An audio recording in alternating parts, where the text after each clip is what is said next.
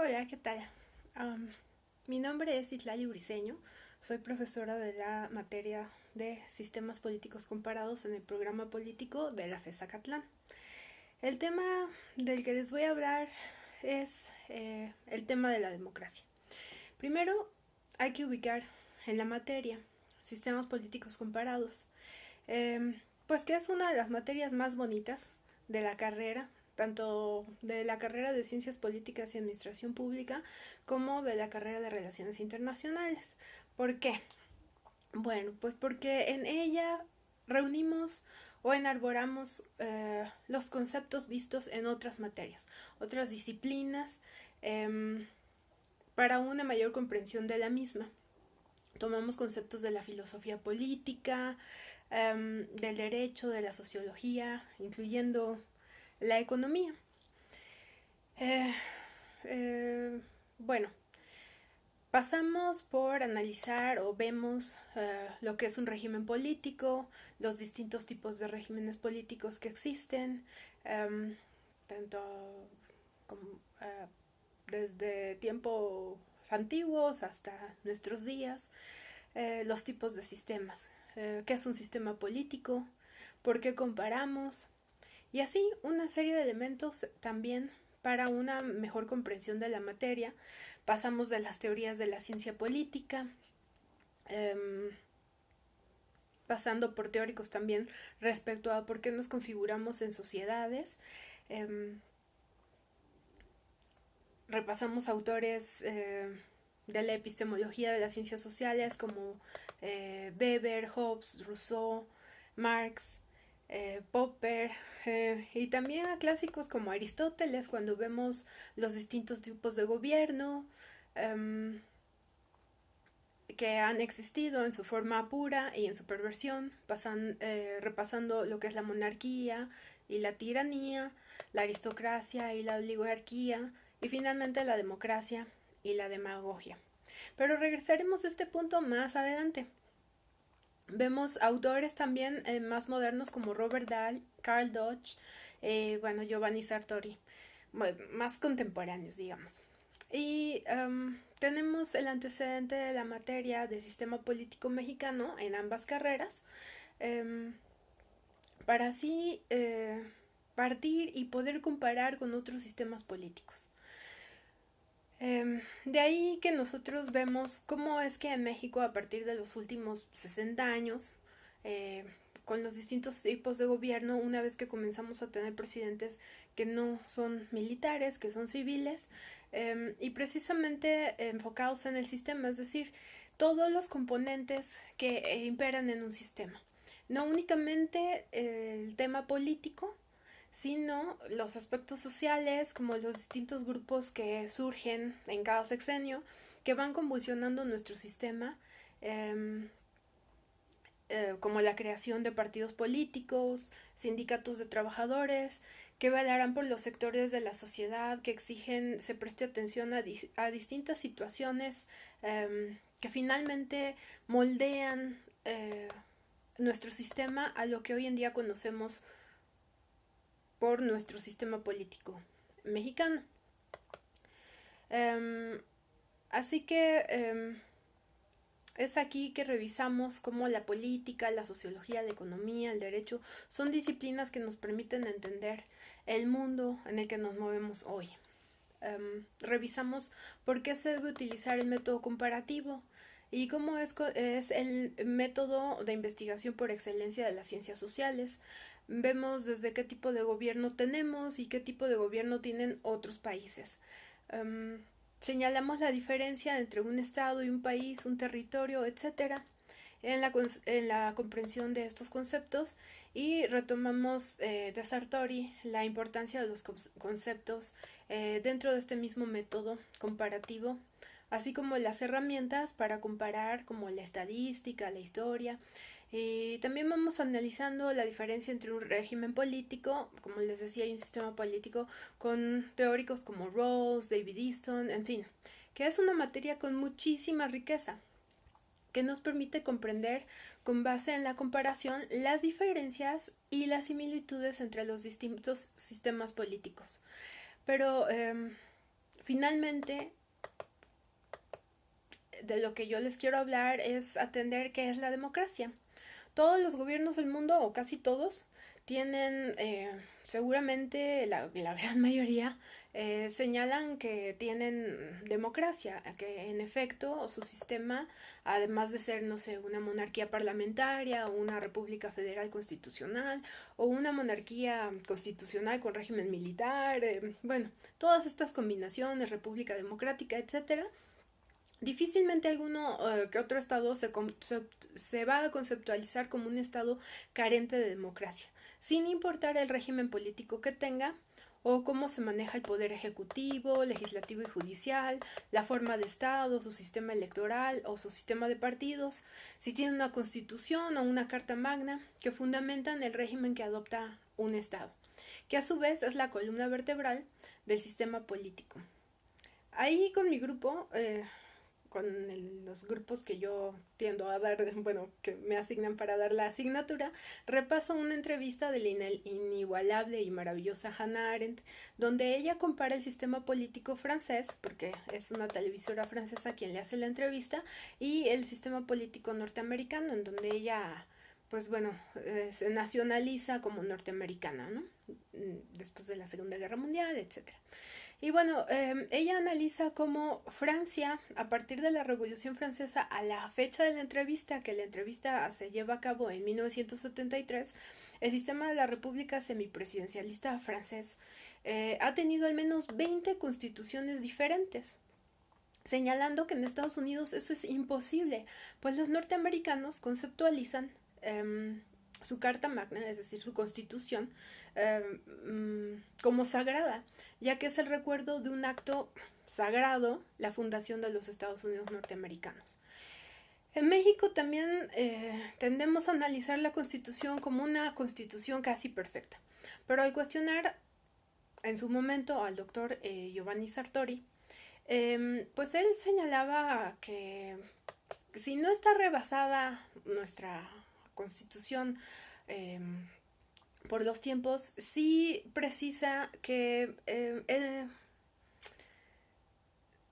sí es apta para nuestros tiempos, pero que había que reconfigurar el sistema electoral mexicano. Un consejo que seguiríamos al pie de la letra, y esta pregunta se le hace cuando se analiza otro tema fundamental de la materia, que es la ingeniería constitucional.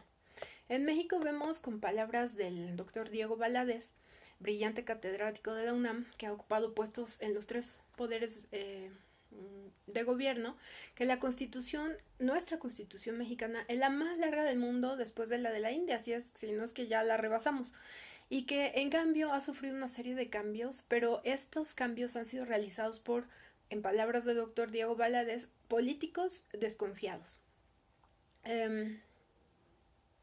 Bueno, una vez, en vez más bien de que quienes hagan modificaciones en materia de la Constitución sean pues abogados constitucionalistas, que hayan sido convocados también a asesorar dentro de una asamblea constituyente, que en sentido más real y estricto sería la forma adecuada de crear, por ejemplo, una nueva constitución que vaya de la mano con los tiempos, ¿no? Eso en el caso de México, en el caso de otros países. Bueno, esto que le señalo que la brillante Hannah Arendt hace estas diferencias, pues nos ubica en que es una diferencia total y rotunda entre un sistema y otro. Pero justamente partiendo de la Constitución o Carta Magna, o de los partidos políticos o del sistema electoral, es que vamos aterrizando en el tema. ¿Por qué la democracia es importante?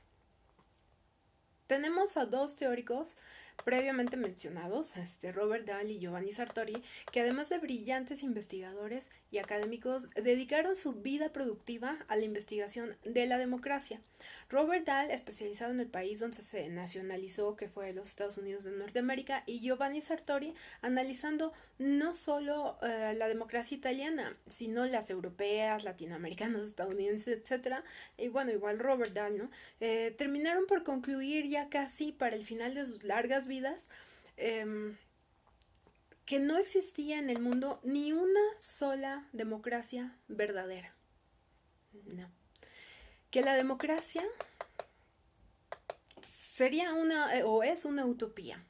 Eso ya es decir mucho de lo que conceptualizamos como democracia. Y la pregunta obligada, ¿México es una democracia? ¿Cuáles son los elementos básicos para distinguir una democracia de una no democracia? El concepto de democracia y derechos humanos son los dos conceptos fundamentales en el mundo al día de hoy. Estos conceptos son tan valiosos que se pueden comparar con el concepto de la libertad después de la Segunda Guerra Mundial y la meta a alcanzar en esos tiempos. También tiene algo que ver, ¿no? Estos conceptos tienen algo que ver tanto la libertad como los derechos humanos con la democracia. Y bueno, las democracias tenemos otras tantas preguntas como ¿avanzan y retroceden? ¿Solo avanzan o solo retroceden? Depende del país que estemos analizando. Y bueno, ¿qué sucede también en nuestra América Latina? ¿No? A mí me gusta mucho poder ubicar y hacer los comparativos también con muchos de los ejemplos que se pueden dar allá afuera, tanto pues de América Latina como de Asia y otras tantas países, sociedades, latitudes que son distintos a nuestra cultura o a nuestra visión occidental y que partimos precisamente de los teóricos europeos, pero que de pronto han habido otros tantos académicos que se han acercado a estas otras tantas visiones, ¿no? En temas de sistemas políticos, de democracia, pues no, evidentemente la latinoamericana, pero también de países que pues nos parecen muy remotos y complicados a lo mejor de comprender, como lo son Myanmar o Birmania, Tailandia, países asiáticos o del Medio Oriente, países árabes, y que pues de pronto también a través de medios de comunicación y todo que nos bombardean a la sociedad y sobre todo en el mundo occidental, pues como de una comprensión o falta de comprensión más bien de estos sistemas, ¿no?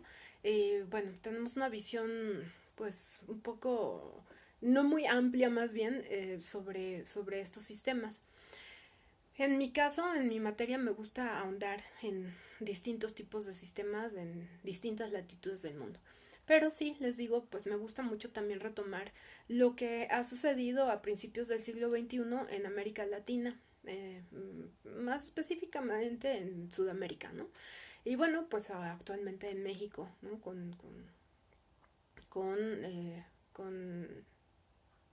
digamos, la última elección presidencial y el gobierno que tenemos de un partido distinto al que hegemónicamente ganaba y el del PAN, ¿no? Que fue el partido de alternancia. Y bueno, finalmente, pues les digo, vale la pena ir investigando y conociendo los distintos conceptos, los distintos no solo los conceptos, sino también los distintos sistemas que rigen en el mundo. Y bueno, también nos preguntamos cosas como cuando han habido dictaduras, ¿no?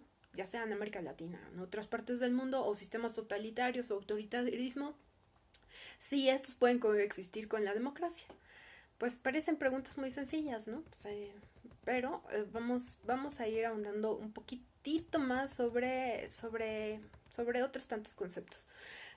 Partamos del origen de la palabra, evidentemente, y por ende del origen del concepto como como bien saben, de la democracia viene de la etimología greco-latina, que nos dice que demos significa pueblo y kratos, que significa poder o gobierno, es decir, el gobierno del pueblo o el poder del pueblo. Pero ahí es donde hacemos una pregunta: ¿todo el pueblo? La respuesta es la mayoría. Pero ¿y qué pasa con la minoría? No importa la minoría y ya. Bueno, pues se tiene que gobernar con lo que eligió la gran mayoría. Pero bueno, vamos a andar más al respecto un poquito más adelante. Retomemos la historia. De nuevo, justamente que en la Grecia antigua es donde se origina la democracia y donde, bueno, comenzó evidentemente la práctica una vez que se somete a votación de los ciudadanos. Y por ciudadanos no se entendía que las mujeres lo fueran, o los esclavos, o los que no tenían tierras, etcétera.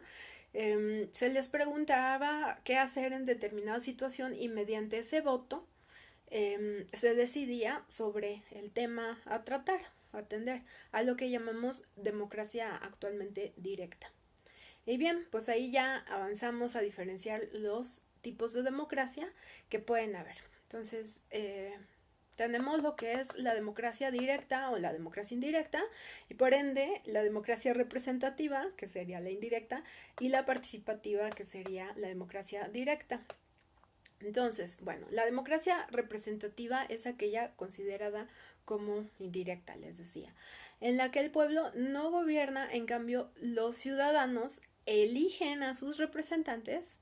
Bueno, sí gobiernan, pero a través de que ellos eligen a sus representantes que los gobiernan y representan en la asamblea, es decir, deciden las políticas y actos legislativos del pueblo. En cuanto goza de la confianza del pueblo, del cuerpo electoral, perdón, una vez elegido, ya no es responsable, es decir, este representante ya no es responsable ante sus electores en tema de sus intereses en particular, sino de vigilar los intereses en general.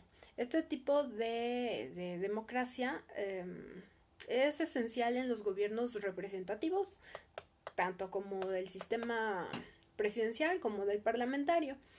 Ahora bien, ¿qué es la democracia participativa? Uno de los señalamientos respecto de la democracia representativa es que justamente no hay plena participación en la elección de los gobernantes, dado que hay imperfecciones en las democracias representativas. Entonces se consideró el modelo de democracia participativa de Maurice Duverger como aquel que consistía en la colaboración entre los ciudadanos y sus representantes, y que comprenden eh, eh, pues varios tipos de procedimientos, ¿no?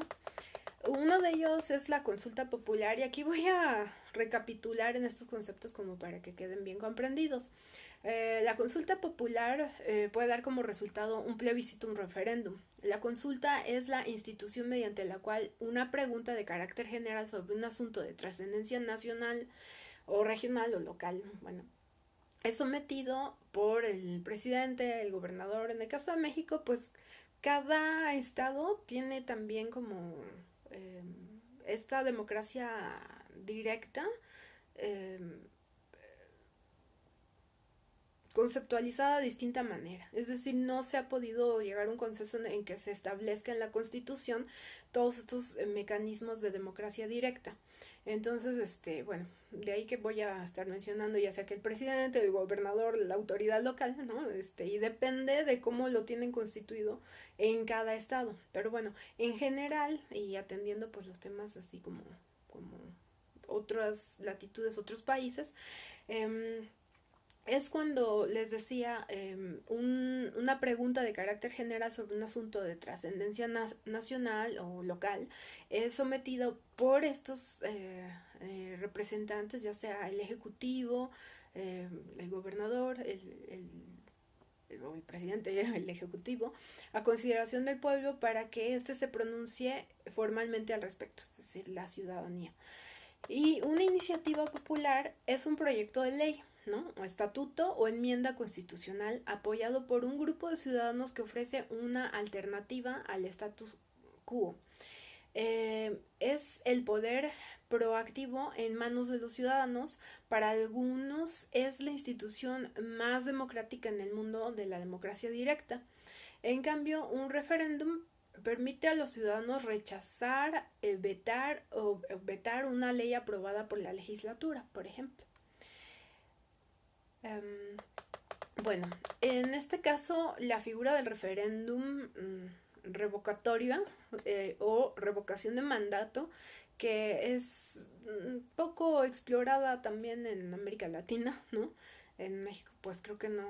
Por ejemplo, en la Constitución de la Ciudad de México no se tiene contemplado la revocación de mandato. Es la institución que permite a los ciudadanos, pues precisamente destituir y reemplazar a una autoridad electa. A pesar de que algunos estudiosos se muestran reacios a la inclusión de esta institución en el ámbito de democracia directa, porque está destinado a personas y no a temas. La revocación cumple con el señalamiento de que si los ciudadanos pueden elegir y bueno, también ya en el caso de México reelegir a sus representantes, por ejemplo, diputados, ¿no? Senadores, también deberían de poder revocarlos si es que están desempeñando una mala representación. Pero bueno, aquí pues ya los estudiosos al respecto, les digo, debaten mucho, que porque pues precisamente esa autoridad electa pues no va a poder concentrarse en gobernar si tiene que estarse viendo si se le va a revocar o no. Bueno, pues es lugar, es un tema pues de debate, ¿no? De discusión. Pero bueno, y también tenemos lo que es el plebiscito. El plebiscito es aprobar de manera previa alguna decisión del gobierno, del ejecutivo. Entonces es el pronunciamiento como tal del pueblo convocado por el presidente, mediante el cual apoya o rechaza una determinada decisión del mismo ejecutivo. Es una consulta al pueblo a través de una votación en las urnas, evidentemente, en la que los votantes dicen si aprueban o rechazan, les digo, la decisión. Y aquí no aparecen textos de artículos, sino una pregunta general a la que el ciudadano deberá responder sí o no, ¿no? Es como así de sencillo. Y el referéndum atañe al poder legislativo, es decir, es la convocatoria que se hace al pueblo para que apruebe o rechace un proyecto de norma jurídica o derogue o no una norma ya vigente. Ese es el referéndum. Entonces, las diferencias que existen entre plebiscito y referéndum son que el plebiscito es un posicionamiento del pueblo convocado por el presidente o el ejecutivo, pero no modifica ni crea norma. Es una decisión de gobierno.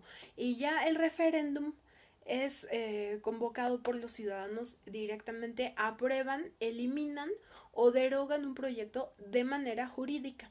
Entonces, finalmente hago las siguientes puntualizaciones que ayudan a entender cuando se tiene una democracia o no, ya que el concepto de democracia es saber si el gobierno de determinado país está o no vinculado o conectado con el pueblo. Entonces tenemos que el pueblo es, si tenemos que el pueblo es libre de participar, entonces entendemos que esta es una democracia participativa. Además de estas distinciones que ya vimos entre los dos tipos de democracia, directa e indirecta, y también los mecanismos que se tienen para, en el caso de ambas, ¿no? Cómo implementarlas. Y entonces, les digo, estos conceptos son unos conceptos muy sencillos para entender muy bien sobre la democracia. Entonces les decía que si el pueblo es libre de participar, se entiende que es, les digo, una democracia pues participativa, en la que los ciudadanos son libres de seleccionar a También una democracia participativa y representativa, de seleccionar a los legisladores también o representantes gubernamentales, también que los ciudadanos son libres de votar, de hacer campaña, de debatir, participar, siendo estos los elementos básicos dentro de las políticas de democracia. Ahora, cuando todas las personas son libres de participar en los procesos de representación, entendemos que pues también es un concepto de democracia pluralista. El término de pluralista se refiere a la multiplicidad, la diversidad de opiniones y grupos que son libres de expresarse a sí mismos dentro de un sistema político. La democracia requiere que todas las personas con sus distintas ideologías, opiniones, valores, bueno, etcétera, se sientan libres de conectarse con el pueblo, ¿no? Digamos, vertir esos pensamientos, esas ideologías dentro de su democracia, dentro de la representación también que tienen. Pero cuando el pueblo es consciente de lo que hacen, cuando participan, le podemos llamar democracia desarrollada. A ver, el concepto de desarrollo, así es igual como en el componente sutil de la democracia. Me refiero a la extensión en la que las personas desarrollan suficientemente su potencial humano para poder poseer una conciencia en sus acciones como parte de un proceso democrático. Y el otro concepto es que si el gobierno no es tirano ni opresivo hacia las personas, pues podemos designarlo como una democracia protectora. Esta protección es el componente de la democracia que involucra un compromiso para limitar el poder gubernamental de tal manera que los gobiernos no se conviertan en una tiranía. Tomando conceptos de David Easton, cuando los outputs gubernamentales en forma de leyes y políticas son un reflejo del deseo de bienestar humano, es decir, de las personas de autogobernarse, entendemos que es una democracia que yo denomino como una democracia de buen desempeño. Aquí observamos que si el Estado es democrático, se refleja en el servicio hacia el pueblo, es decir, que tiene que ver con los temas de calidad de vida, acceso a la seguridad social, a la salud, si hay vulnerabilidad ante el crimen, es decir, al índice de criminalidad y otros tantos temas concernientes a la calidad de vida. Y en contraparte podemos identificar que cuando no hay democracia, aludiendo a estos conceptos anteriores que les daba, una no democracia puede no ser participativa, es decir, que se le niegue la participación al pueblo o a sectores del pueblo, se puede movilizar obligando al pueblo en ese sentido, no convocándolo, es decir, cuando hay una convocatoria, una obligación de estas movilizaciones para apoyar políticas pro gobiernos o lo que en México conocemos como acarreo, siendo esta una movilización como tal, pues no es una democracia, porque no hay una libertad como tal de participar, ¿no? Te están obligando.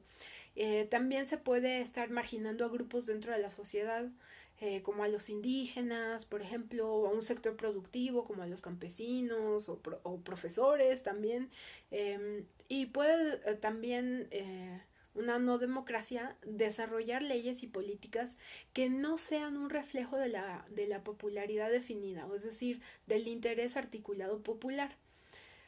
También puede ser diverso en términos de liderazgo, es decir, que puede ser líder elegido a partir de una familia o a través de un partido específico o de un sector social, por ejemplo el militar, o puede ser concentrado en un solo individuo. También que las líneas de sucesión sean poco claras, pues eso como cuando en el partido hegemónico en México del PRI surgía un candidato y entonces era el famoso dedazo. Entonces estas líneas de sucesión poco claras pues nos da una idea de que ahí pues no hay una democracia, ¿no? Finalmente, las reflexiones sobre la democracia son que una vez establecida una democracia en determinado gobierno o país, este conllevará a una igualdad del pueblo. De ahí la frase que, bueno, como a grosso modo, como que a los ojos de la ley todos son iguales, puesto que una persona representa un voto. Y ahí no estamos haciendo distinción de si la persona cree en esto o lo otro. Así, una persona, un voto. Entonces, en ese sentido, la democracia nos da igualdad.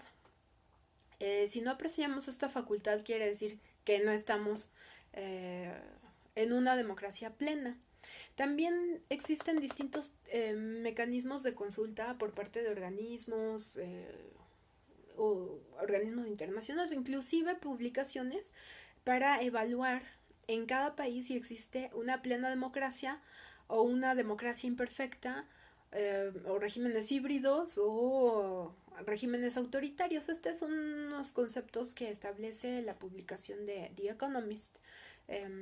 Pero bueno, en los casos de los estados que son más cerrados, como el caso de Corea del Norte, o semicerrados como el de Venezuela, o bloqueados como en el caso de Cuba, pues es difícil hacer una encuesta fehaciente, y se cae en el terreno de la especulación a partir también del control de la información, ya sea gubernamental o internacional, a través de la manipulación o no de los medios de comunicación. En el caso de esta publicación de The Economist, las preguntas que ellos realizan a la población, pues principalmente son cuatro, ¿no? Más importantes. Una de ellas es si las elecciones nacionales son realmente libres y justas. La segunda es si existe seguridad personal de los votantes, es decir, si gozan de seguridad en ir y votar. La tercera es si existe influencia de potencias extranjeras en el gobierno. Y la cuarta es si se tiene la capacidad o potencial por parte de un funcionario civil de implementar políticas. Eh, Gracias a este tipo de preguntas se saca un valor, de este valor se promedia, ¿no? Para obtener un valor medio para un país dado, y finalmente se obtiene el índice de la democracia, así le llaman, el índice de la democracia. Acá es donde también se analizan factores económicos que difieren entre el mundo occidental y el oriental, sobre calidad de vida, servicios que no necesariamente son estándar para todas las culturas del mundo. Es por ello que también el nivel de desarrollo de cada país influye en este índice. Mm, pues un ejemplo al respecto se tiene sobre eh, los servicios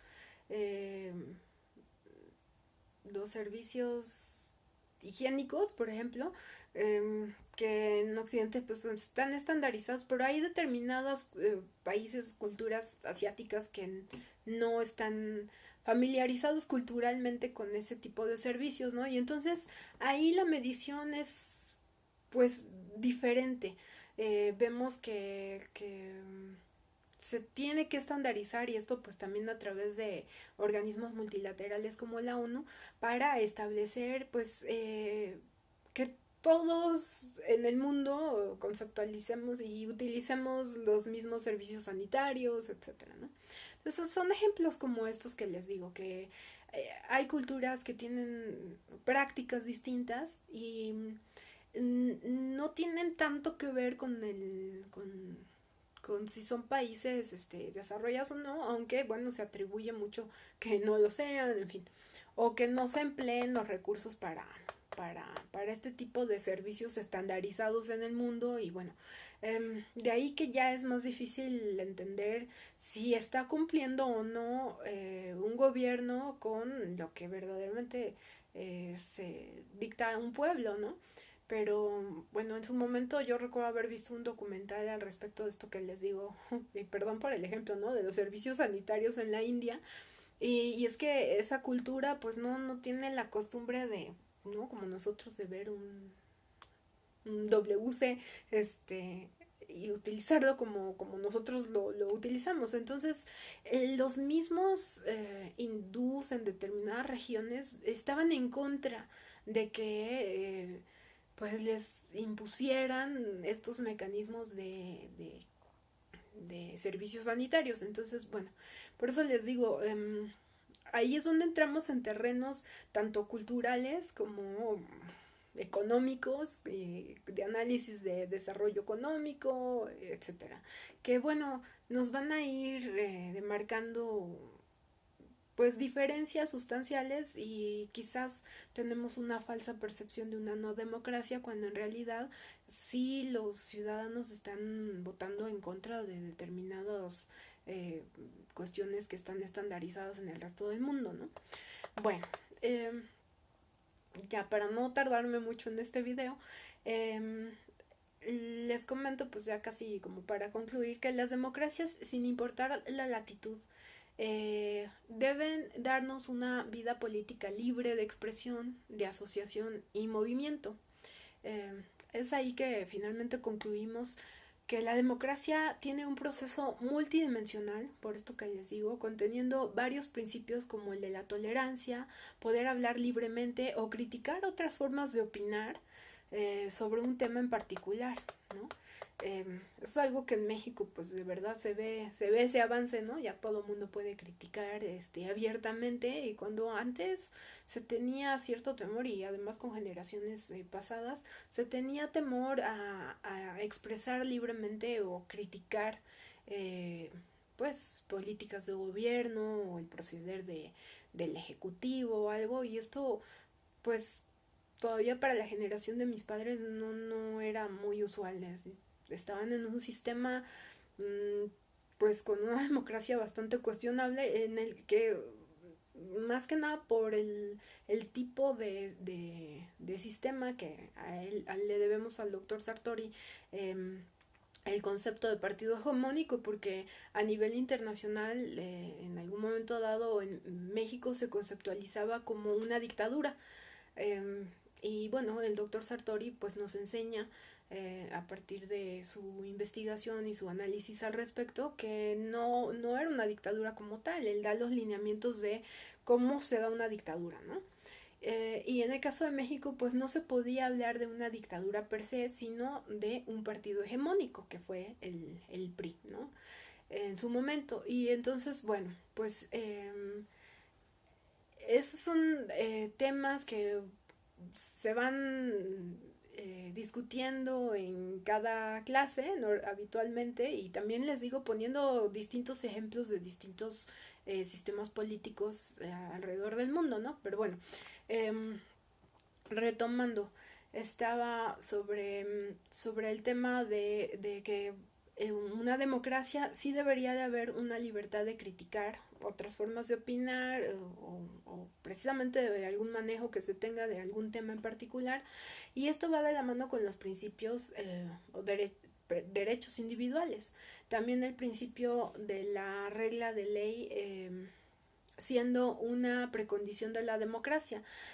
Por regla de ley me refiero o quiero decir que cada ciudadano, incluyendo a los oficiales de gobierno, están obligados a pues a obedecer la ley.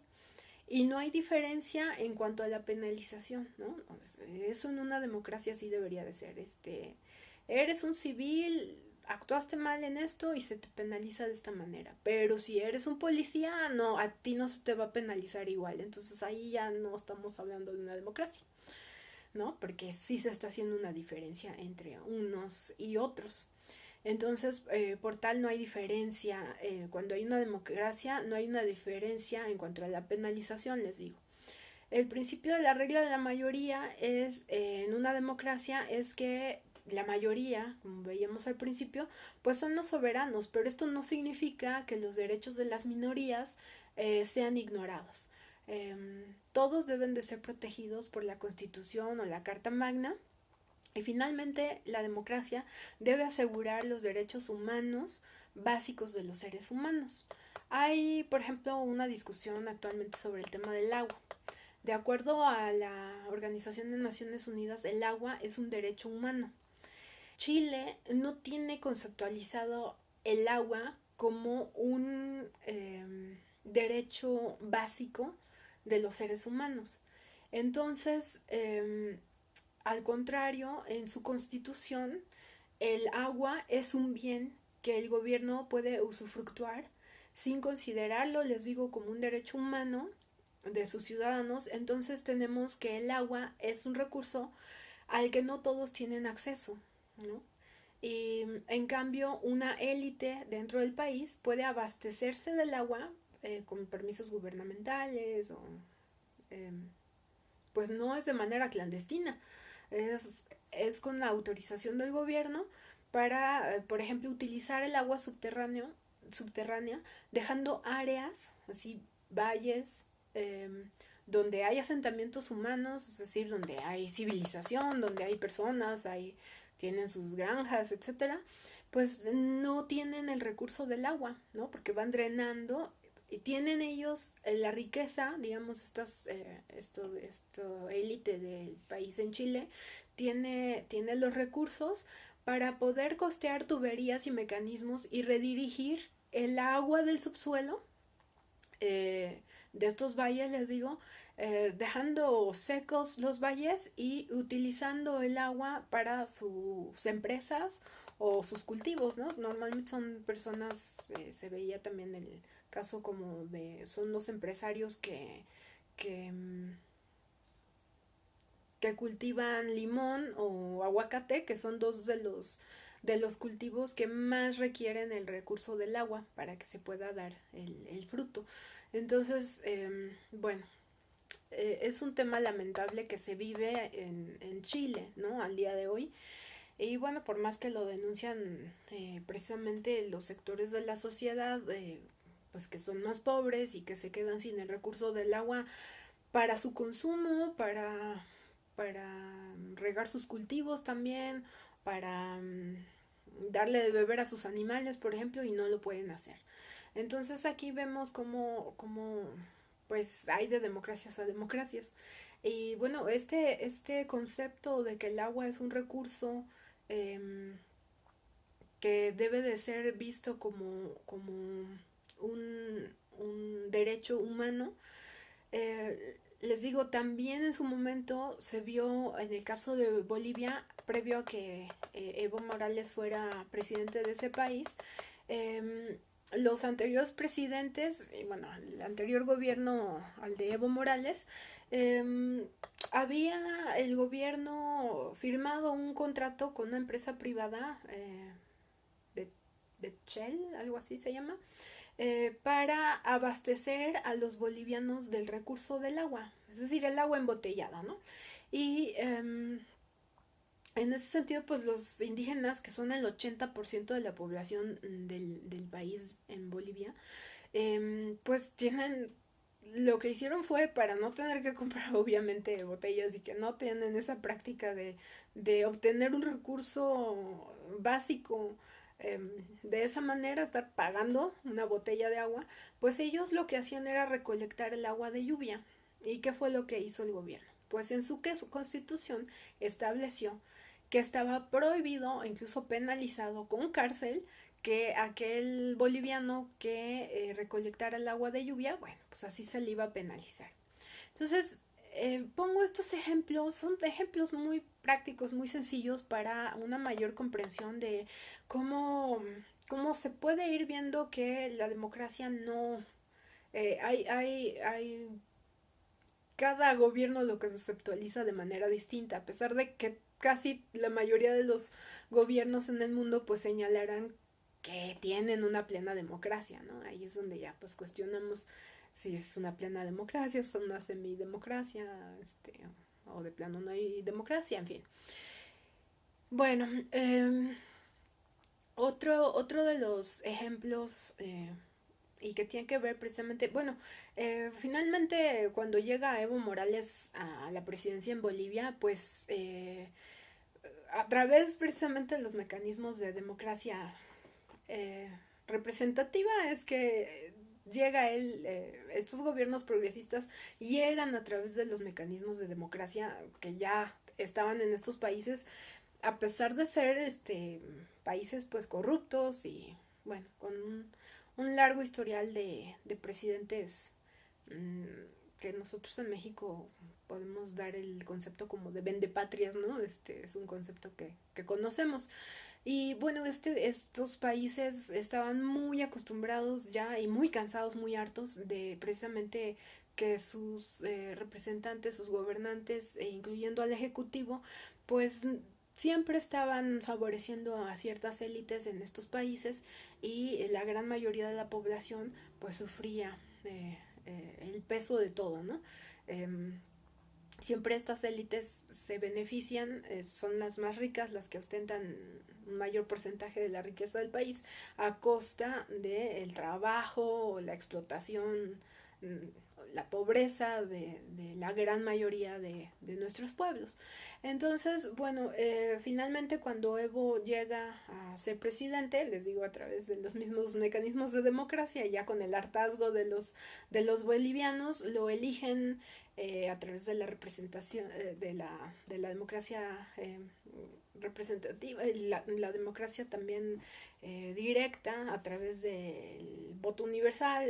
Finalmente se le elige y bueno, Bolivia es uno de los países que también reforman su constitución a través de estos mecanismos de democracia directa también, ¿no? A través de plebiscitos, consultas populares, etcétera. Y otro ejemplo de uno de los países, o si no es que es el país que más ha utilizado el recurso de consulta popular, ha sido el gobierno de Rafael Correa en Ecuador. Él así lo narra, ¿no? Cómo es que también, pues, Ecuador era un país que, pues, tenía también muy malos antecedentes, muy malos presidentes. Se llegan a contabilizar varios presidentes, entre hasta 11 presidentes en un periodo muy corto de tiempo, porque no podían sacar adelante, bueno, nada del país.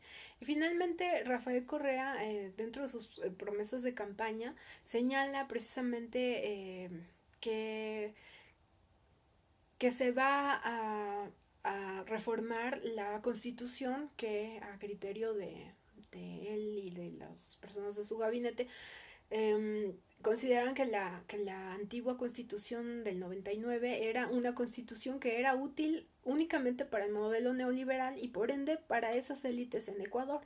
Así que una de sus promesas, les digo, de campaña fue convocar a una asamblea constituyente para reformular esa constitución, o sea, que ya no fuera activa esa constitución, crear una nueva constitución, reformular una nueva constitución que pudiera atender las necesidades de la gran mayoría de los ciudadanos del Ecuador.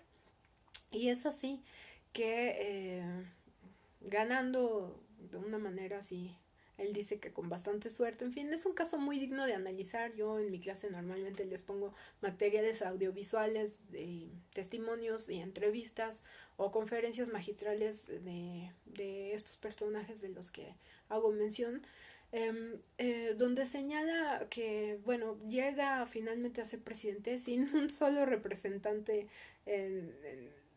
de su partido. Entonces por eso es que es muy extraño el caso de Rafael Correa en Ecuador.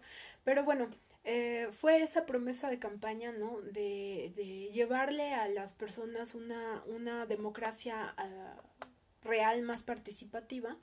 Y sí convocaba,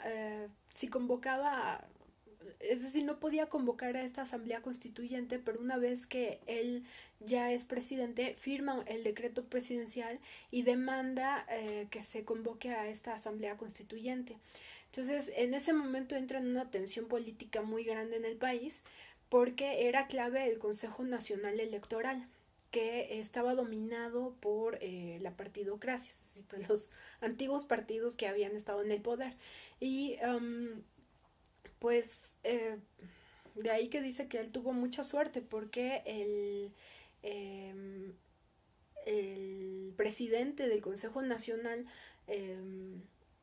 Electoral en Ecuador, siendo un hombre honesto, no permite que bloqueen esta iniciativa que había prometido Correa en campaña. Y entonces, gracias a pues este hombre honesto, que no se permite que se bloqueen las elecciones, se convoca, ¿no? Y como en el caso de Bolivia, a través de estos mecanismos de democracia directa que ofreció también Correa en campaña sobre una consulta popular. Hacen la consulta popular para atender el tema de la Constitución, es decir, si había que cambiar la Constitución, sí o no, ¿no? Y convocar a la Asamblea Constituyente, sí o no, así de sencillo. Y bueno, él dice que es uno de los gobiernos latinoamericanos pues que más consultas populares han realizado. Pero ahí están los resultados, ¿no? Finalmente se da un referéndum sobre la nueva constitución, se da la Asamblea Constituyente y se crea la nueva constitución política del 2008 que actualmente tiene el país, Ecuador, pero que también con el nuevo gobierno pues que no respeta ni los principios de la nueva constitución ni los principios de democracia, pues bueno, así es como van afectando um, a las democracias, pero finalmente son los ciudadanos los que pueden dar un testimonio de si hay o no hay democracia en sus países, porque también se ven afectados en su calidad de vida, ¿no? Entonces, hay múltiples y variadas formas de no respetar los principios de democracia, pero son, les digo, los ciudadanos los que pueden dar este testimonio, los que pueden movilizarse y finalmente demandar a sus gobiernos, eh, pues, que hayan democracias. Bueno, entonces retomando el concepto también económico, tenemos que hay distintos tipos de capitalismo, por ejemplo, y por ende las democracias son diferentes. Así como ya estuve señalándoles que hay distintos conceptos dentro del mismo concepto de la democracia, entonces también hay distintos tipos de capitalismo que se analizan alrededor del mundo que dan distintos tipos de democracia, pero es un tema que actualmente estoy investigando, así que pues por ahora yo me despido y espero que el tema haya sido de su interés, sobre todo que despertara esa pequeña llama de la que Calvino hablaba en su momento, que despierte el interés por adquirir un mayor conocimiento sobre este tema en particular, ¿no? De las democracias y de los múltiples niveles que se tienen sobre su análisis. Muchísimas gracias por su atención y pues hasta la otra. Gracias.